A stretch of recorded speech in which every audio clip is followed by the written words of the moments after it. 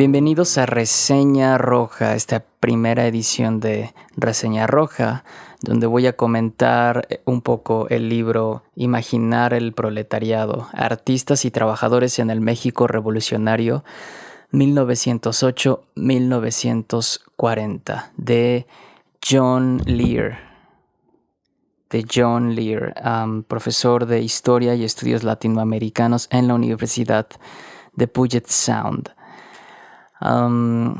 Bien, pues este libro es más que nada un repaso histórico por el México revolucionario y post-revolucionario a través del arte. Creo que esa es la mejor introducción que uno puede dar de este libro. Y al abarcar casi 4 décadas, 3 décadas y 2 años, pues no se puede dar el lujo de ser tan minucioso. Es una historia general de los artistas y de las diferentes manifestaciones artísticas que buscaron ser revolucionarias, es decir, que buscaron sobre todo representar al proletariado, a esta nueva clase que empezó a tomar protagonismo después de la gesta revolucionaria. Es un trabajo que trae a la luz muchos pasajes de la historia que a la mayoría de nosotros, que para la mayoría de nosotros han pasado desapercibidos. Es un libro que saca a relucir la historia de la Casa del Obrero Mundial, del Sindicato Mexicano de Electricistas, de la CTM, de organizaciones como la Confederación General de Trabajadores. Saca también, trae a la memoria distintas revistas dirigidas a trabajadores como El Machete, Lux, la revista Futuro, dirigida por Vicente Lombardo Toledano.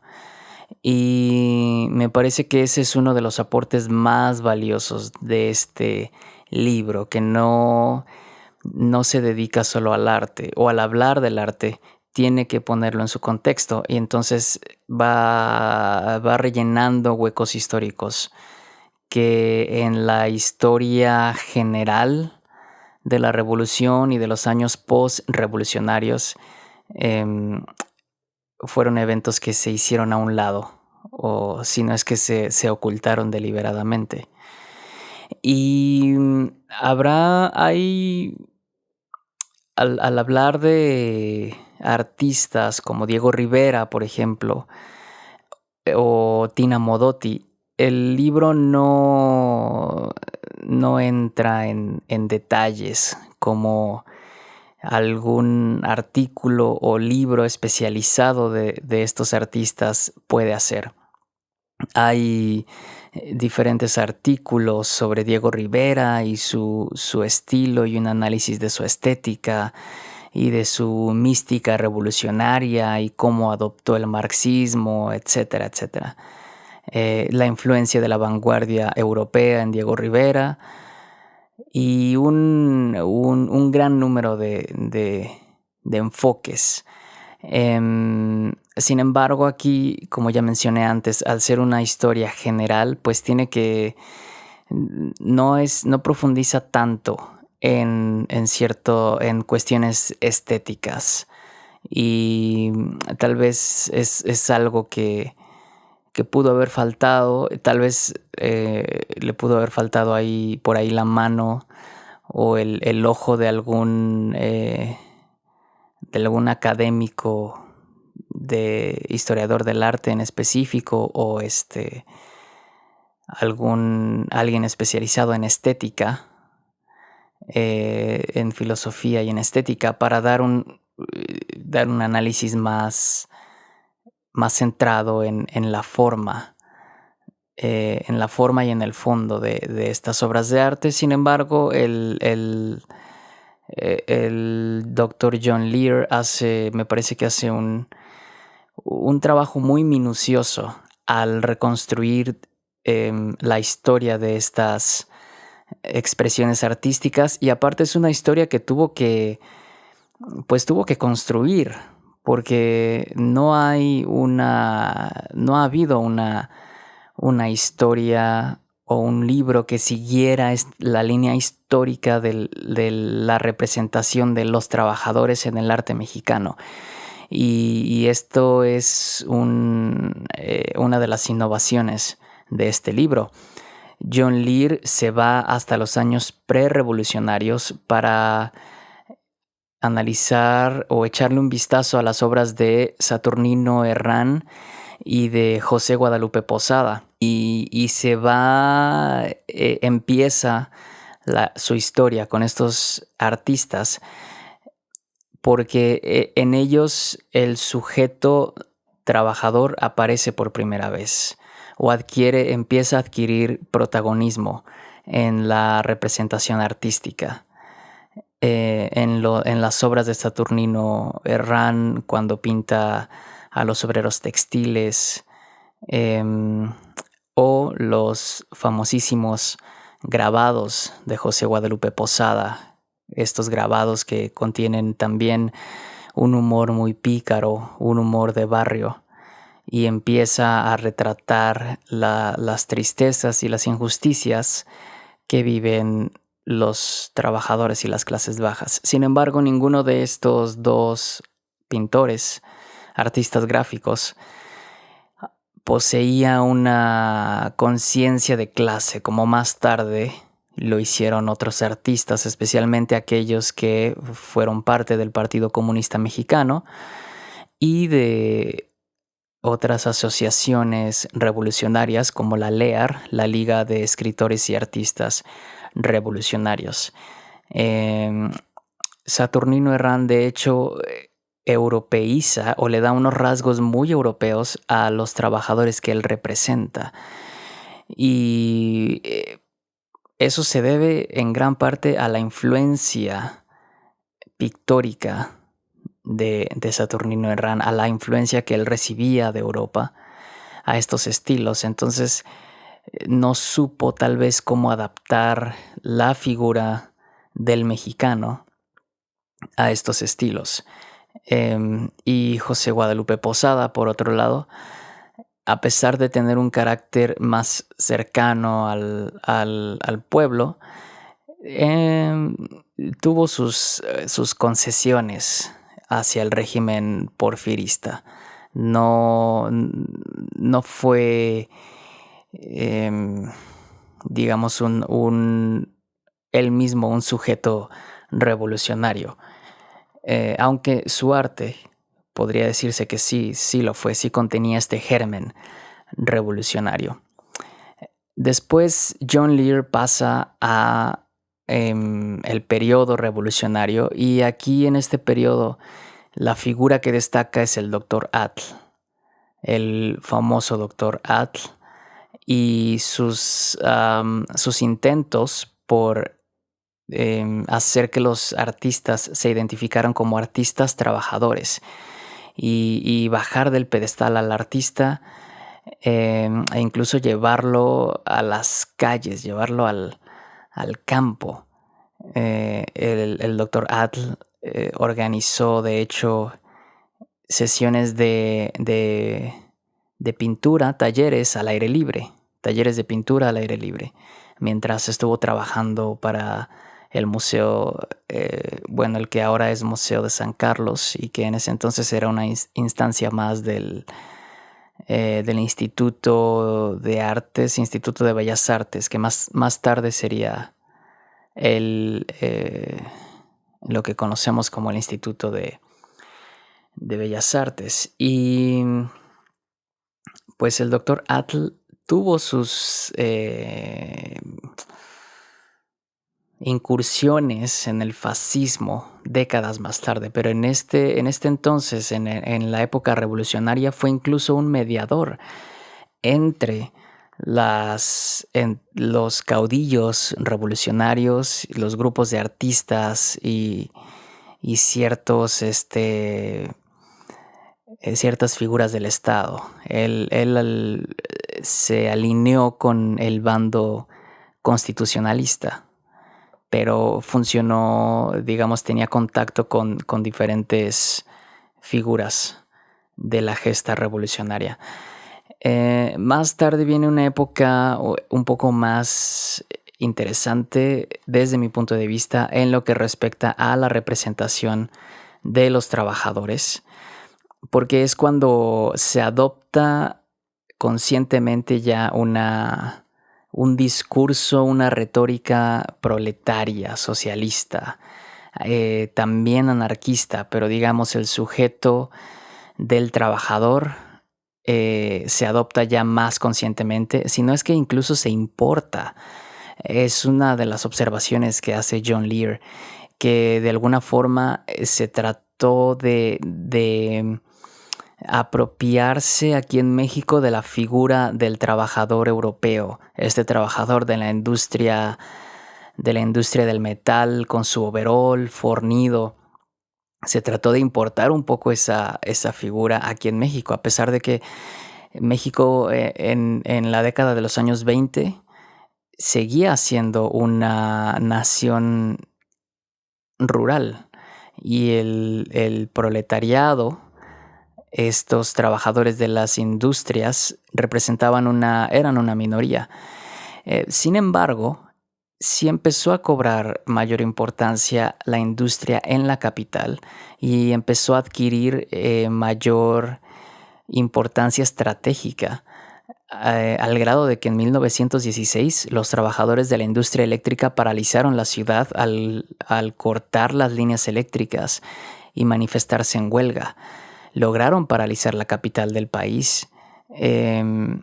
Entonces, sí, los trabajadores eran una minoría, pero empezaron a cobrar mayor importancia sobre todo a medida que los gobiernos posteriores, los gobiernos de Cárdenas, y su sucesor Ávila Camacho, empezaron a intentar modernizar al país, buscaron modernizar al país. Entonces, para estos proyectos sobre todo Cárdenas, necesitaba el apoyo de la clase trabajadora, el apoyo de los trabajadores de las nuevas industrias. Entonces, como mencioné antes, desde mi punto de vista, uno de los principales beneficios de este libro es el repaso histórico, es el vistazo histórico que uno da a través del arte. Sí se ocupa del arte, pero al mismo tiempo uno tiene que saber las querellas entre los sindicatos de ferrocarrileros y el gobierno, entre los batallones rojos de los constitucionalistas compuestos por obreros anarquistas de la Casa del Obrero Mundial, las querellas entre el Partido Comunista y el Sindicato Mexicano de Electricistas y Vicente Lombardo Toledano y la Universidad Obrera, etc. Fue una época de una gran efervescencia con distintos actores políticos tratando de representar a esta nueva clase que empezaba a cobrar importancia. Y al mismo tiempo eso se veía plasmado en el arte que exhibían. Y paso ahora a otro de los ejes de esta obra, que es la comparación que hace John Lear entre dos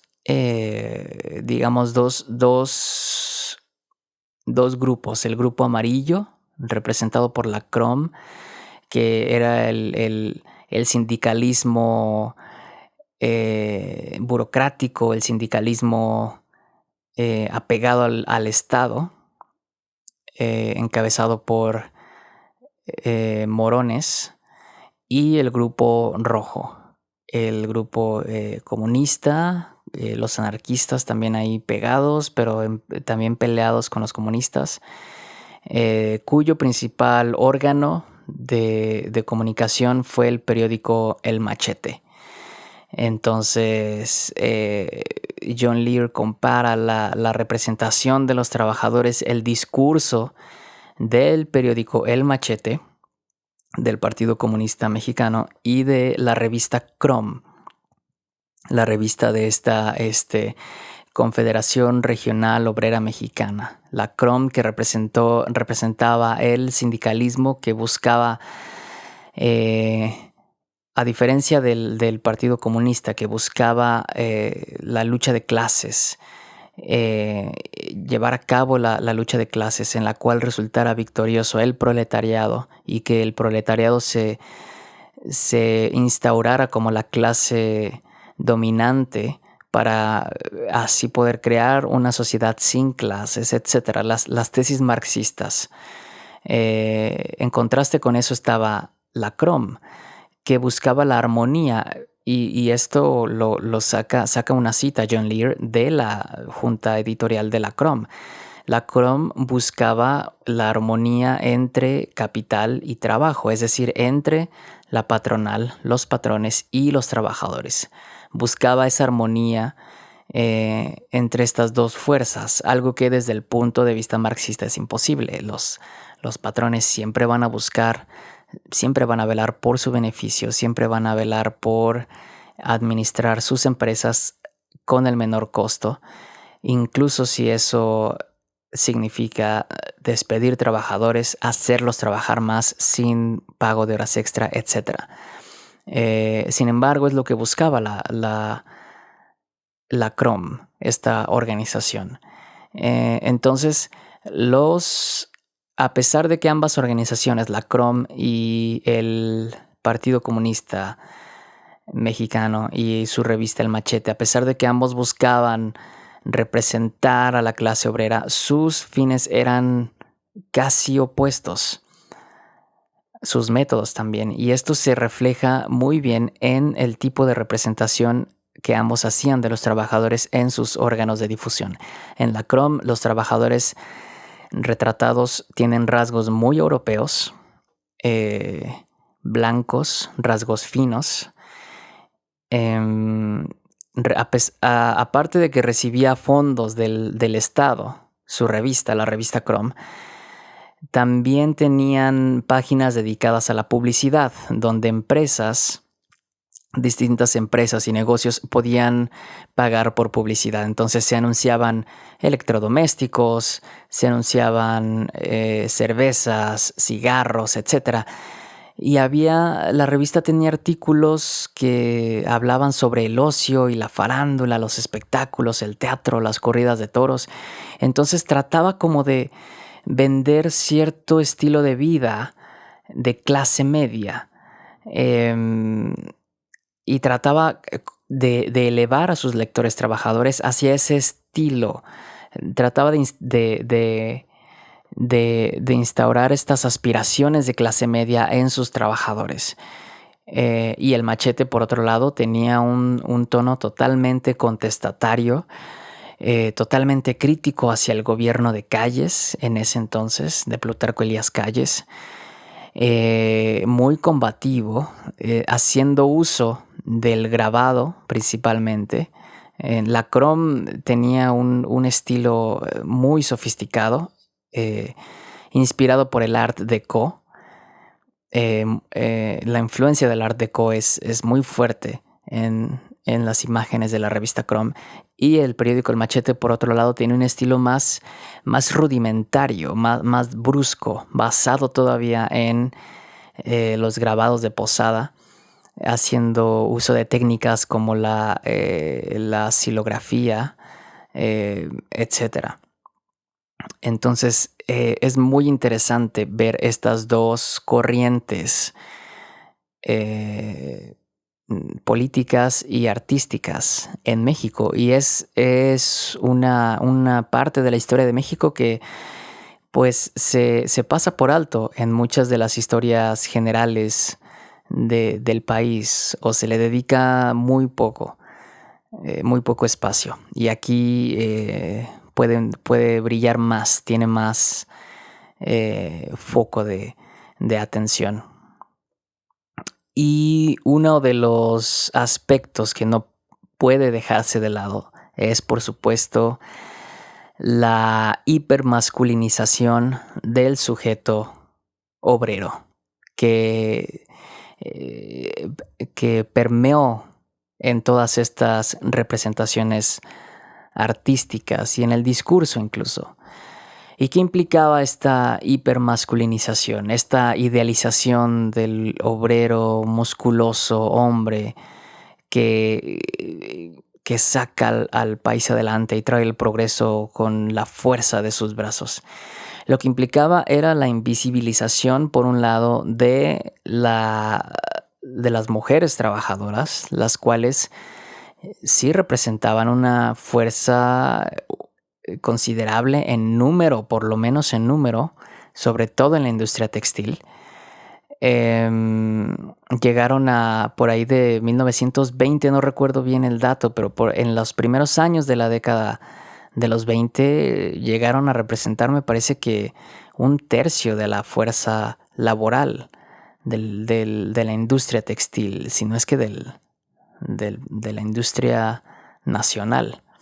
No recuerdo bien el dato, pero ya, digamos, nunca fueron una minoría muy pequeña como para que no se les representara. Sin embargo, pues las personas que llevaban a cabo o las personas que estaban a cargo de estos órganos de difusión y de estos movimientos artísticos eran en su mayoría hombres. Y de alguna forma, pues retrataban lo que ellos querían que fuera el movimiento, cómo ellos se percibían a sí mismos también. Y aquí, por ejemplo, me viene a la mente un cuadro llamado Uno de los otros. Es un cuadro que tiene una homofobia muy explícita. Y eso también implicó la hipermasculinización de la clase trabajadora, que se empezó a satanizar y se empezó a relacionar cualquier tipo de masculinidad no tan agresiva, no tan hipermasculina, con la burguesía, con la debilidad, incluso con el fascismo mismo, con la decadencia. Y en este cuadro que mencioné, uno de los otros, se hace una comparación. El cuadro está dividido en dos y en la mitad izquierda se encuentra un artista con la leyenda Uno de los otros. Y es un artista que recuerda mucho a Salvador Novo y a los artistas que se autodenominaron los contemporáneos, para quienes el arte debía ser un fin en sí mismo, el arte por el arte, es decir, ellos estaban en contra de que el arte se usara para fines políticos, revolucionarios, etc. Y este artista pues tiene rasgos muy femeninos y está pintando en un caballete y tiene un libro de André Gide, un libro que era una defensa de la homosexualidad. No recuerdo ahorita el título del libro, Corydon me parece que se llama algo así. Pero digamos, la homosexualidad está implícita ya con la inclusión de ese libro, de ese título. Y del lado derecho está un obrero fornido, con un semblante incluso como enojado, vestido de overol, por supuesto, un pintor vestido de overol, pintando un mural, que el mural era visto como el medio por excelencia del arte revolucionario. ¿Por qué? Porque estaba expuesto a la clase trabajadora, estaba expuesto a las personas que pasaban por la calle. Era era el medio por excelencia de representación. Y el arte, las pinturas en caballete, pues estaban destinadas a ser exhibidas en un museo o en la casa de quien adquiriera el cuadro por una suma muy alta de dinero. Entonces era un medio burgués, un medio para las clases altas, que solo las clases altas podían darse el lujo de tener esas obras de arte, ¿no? Y el mural pues era algo público del pueblo. Y este artista que está pintando el mural tiene una que otra similitud con Diego Rivera, ¿no? Y sobre todo en lo robusto que es. Entonces, claro, el tema de la hipermasculinización del obrero y la homofobia y la misoginia no puede dejarse de lado. Una homofobia y misoginia que la vieja izquierda ha venido arrastrando incluso, y se ve en algunas expresiones de gente de la vieja izquierda, ¿no? Por supuesto que no es gente que vivió en la década de los 20, pero ha sido algo que se ha venido arrastrando a lo largo de la historia del país, sino es que a lo largo de la historia de los movimientos obreros mundiales. Y bueno, el libro continúa a través de la década de los 20, a través del sexenio de Lázaro Cárdenas, y aquí llega a un punto interesante, otro punto interesante también, que fue la confluencia del sexenio de Cárdenas y la Guerra Civil Española. Esos dos acontecimientos, y sumémosle la expropiación petrolera, por supuesto. Esos acontecimientos trajeron otro pico de efervescencia a los movimientos obreros, pero tuvo otro carácter. ¿Por qué? Porque aquí se adquirió entonces el eslogan de la unidad a toda costa. ¿Qué quería decir esto? Inspirados por la estrategia del Frente Popular en España. ¿Qué era esta estrategia? Esta estrategia significaba aglutinar en un frente a las distintas corrientes progresistas, es decir, dejar a un lado las peleas entre comunistas y anarquistas y sindicalistas y otros grupos que apoyaban causas de izquierda, dejar esas querellas internas y juntos hacerle frente a la amenaza fascista que estaba surgiendo. En España, a la amenaza de Franco. Más tarde el nazismo, por supuesto, y los fascistas de nombre en Italia, con Mussolini. Entonces, la Guerra Civil Española causó muchísima ansiedad en varios grupos de izquierda en México. Y entonces esta ansiedad provocó que empezaran a haber enemigos por donde sea. Bueno, no es que no los hubiera, claro que los había. Surgieron las camisas doradas, por ejemplo, un grupo antisemita explícito, fascista, y que en su momento pudo haber representado cierto peligro de una insurrección fascista en México. Y esto puso muy nerviosos a los grupos de izquierda.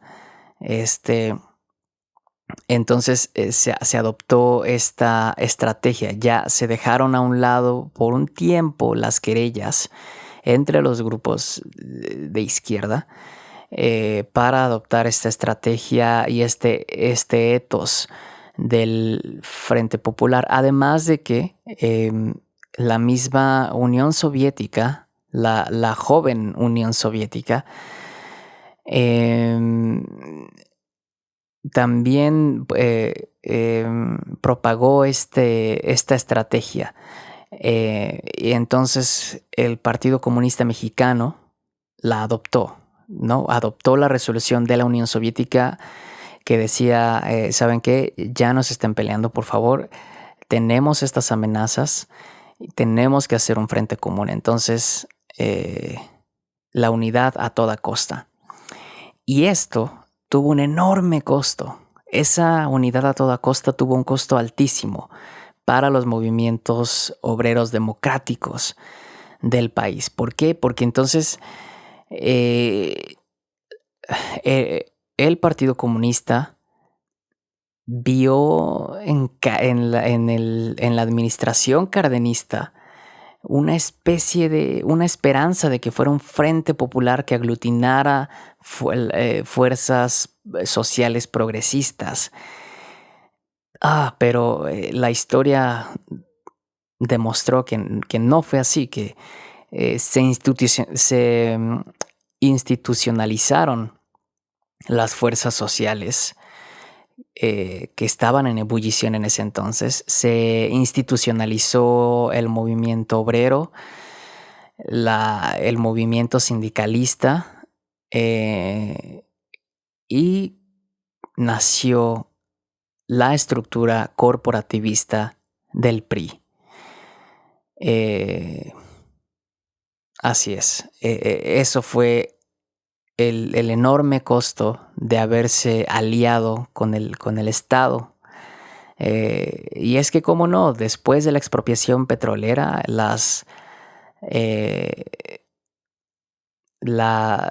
hubo hasta las organizaciones y periódicos como El Machete, que antes criticaban mucho el nacionalismo y cómo el nacionalismo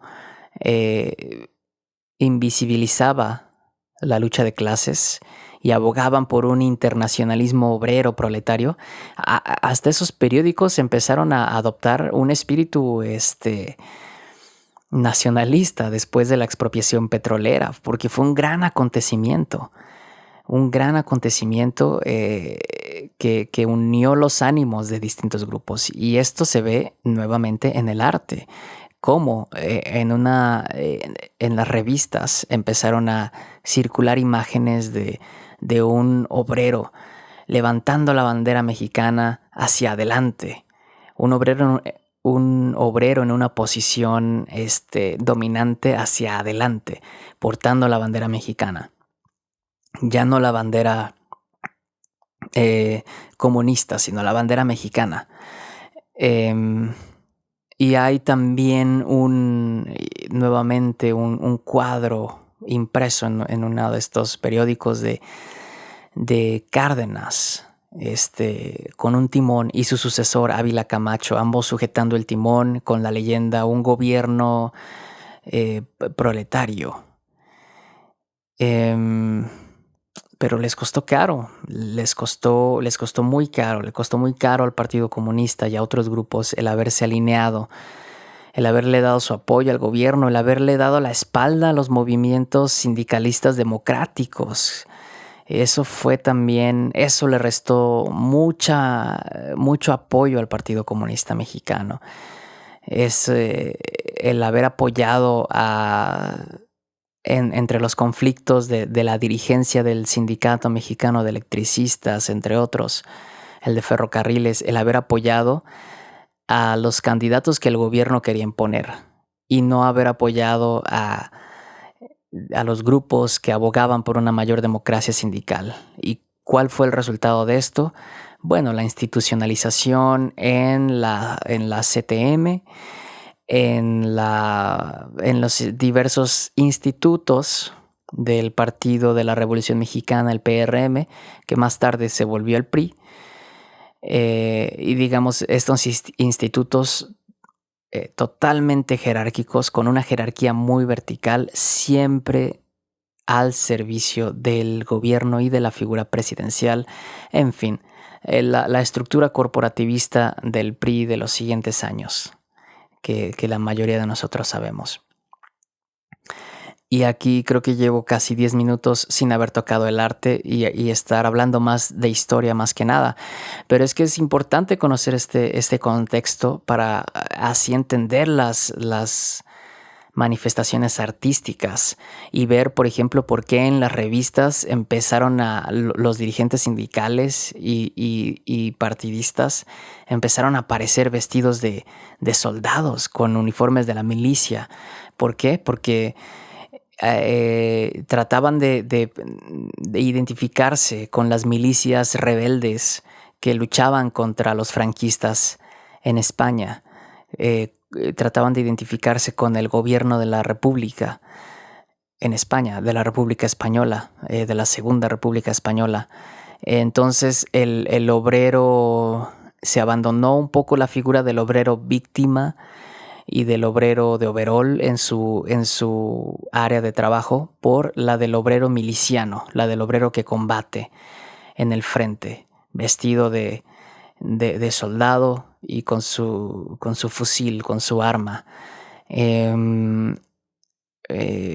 Y a medida que empezaron a menguar las fuerzas republicanas en España y que la victoria de Franco ya era inminente, estas publicaciones como la revista Lux, Futuro, El Machete, empezaron a adoptar un tono más apocalíptico. Sus imágenes se volvieron más oscuras. Incluso llegaron a imprimir en un tipo de collage, la imagen de un niño muerto a causa de los bombardeos de los fascistas. El cadáver de un niño impreso en una revista, una imagen muy fuerte. Y aparte era un collage, es decir, aparte del cadáver del niño pusieron ahí imágenes de las bombas y entonces retrataban a los fascistas como buitres. Y empezaron a aparecer imágenes de buitres gigantescos que se abalanzaban sobre la ciudad, y estos buitres llevaban unos gorros militares con el signo de la esvástica, de la suástica nazi, y el símbolo de la falange y de los franquistas. Las imágenes empezaron a volver más oscuras, retratando ya los destrozos de la guerra y adoptando un tono de resignación muy pesimista. Y el libro termina precisamente en esta etapa y en la consolidación del PRM, en la unidad a toda costa y en cómo las fuerzas sociales proletarias de alguna forma se paralizaron un momento después, en la década de los 40. Un recuento muy interesante, una historia muy interesante, un enfoque muy interesante de la historia, es decir, mirar la historia a través del arte. Y a través del arte que buscaba representar al trabajador, a este sujeto revolucionario. John Lear dice que la historia, por supuesto, no terminó en la década de los 40. Siguió después la época de las guerrillas, estas guerrillas que empezaron a subordinarse, la insubordinación contra el Partido de la Revolución Institucional. Estas guerrillas que conocemos bien, más o menos, las guerrillas rurales, el de Lucio Cabañas, Genaro Vázquez, la Liga Comunista 23 de septiembre, después ya en la década de los 70s, 80s, antes el 68, en fin. Y esos años turbulentos no pasaron sin sus respectivas representaciones artísticas, ¿no? Pero creo que ya no tuvieron tal vez el alcance de estas otras representaciones artísticas, y se apoyaron mucho precisamente en el arte revolucionario y post-revolucionario. Y en su conclusión, John Lear hace mención de, creo que hace una buena conclusión, entre conclusión y crítica y observación para el presente. Cuando dice él, retomando el tema de la misoginia y la homofobia y la hipermasculinización del obrero, John Lear dice: se tiene que dar cabida a la diversidad de la clase trabajadora, por supuesto, y es algo que ya se está haciendo. El libro salió en el 2019, me parece. Entonces, por supuesto que ya podemos pensar en, por ejemplo, las manifestaciones artísticas feministas y las de distintos movimientos indígenas, de movimientos de la disidencia sexual, etcétera. Digamos, se tiene que reconocer que el sujeto revolucionario es amplio y diverso en cuanto a etnia, en cuanto a orientación sexual, identidad de género, etcétera. Pero John Lear sí hace la observación de que de alguna forma el trabajo se ha estado dejando de lado. Es decir, que estas identidades ya no se configuran alrededor del trabajo como antes lo hacían, ¿no? Y bueno, hace su análisis y reconoce que esto es debido a que el trabajo ha cambiado muchísimo en 100 años. El neoliberalismo digamos, ha precarizado más el trabajo y el trabajo ya es más inestable, más temporal, entonces ya no se puede crear una identidad alrededor del lugar del trabajo como antes, ¿no? Los ferrocarrileros, los electricistas, gente que trabajaba años en una sola industria e iba avanzando en la escala social, en la escala salarial. Eso ya casi no existe actualmente. Actualmente los trabajos son muy atomizados, temporales, sin prestaciones, muchos. Y uno está constantemente buscando trabajo en un estado muy inestable, muy precarizado.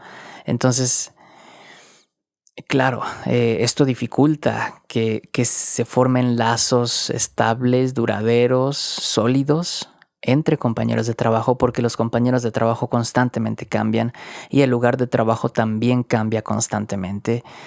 Y ahora con la gig economy, con esta economía de las plataformas digitales, pues muchísimo más, donde ya ni siquiera se reconoce a los trabajadores como trabajadores, sino se les aplica la etiqueta de socios para evitar, por supuesto, que darles el derecho de cualquier otro trabajador.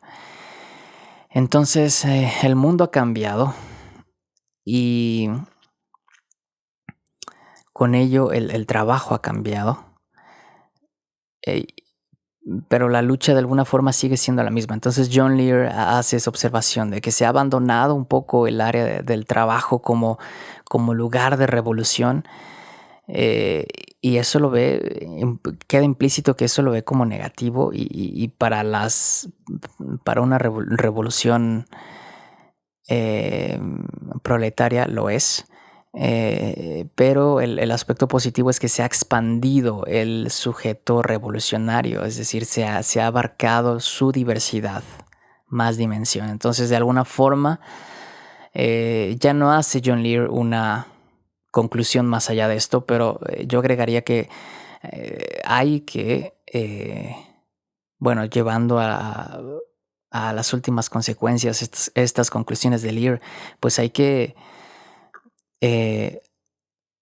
juntar, digamos,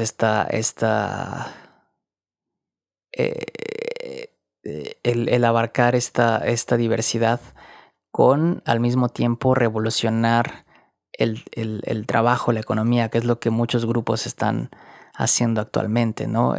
Tratan de desligarse de esta apropiación que algunas grandes empresas tratan de hacer de ciertas luchas, incluso del Black Lives Matter, ¿no? Esta lucha en contra de la violencia contra las comunidades afroamericanas por parte de la policía. Digamos, hay organizaciones que están luchando aparte de luchando por estas causas, luchando también contra la apropiación que ciertas industrias tratan de hacer de estas causas, ¿no? Y tratan de bajar estas causas y de hacer ver que siguen siendo causas de las clases trabajadoras y de clases marginalizadas. Pero también, digamos, tratan de incluir a clases no trabajadoras como o los trabajadores de un sector informal, de los desempleados, indigentes, etcétera. Es decir, a- no abarcar más, evitar esta atomización, hipermasculinización de las tradiciones de izquierda de hace 100 años y evolucionar la representación y de los sujetos revolucionarios. Pues es un libro muy interesante en ese aspecto. Me parece que da pie a debates muy ricos, a una expansión de la historia del país y de la historia de las revoluciones y de las luchas obreras y una eh, adición muy valiosa para la historia del país y del arte nacional.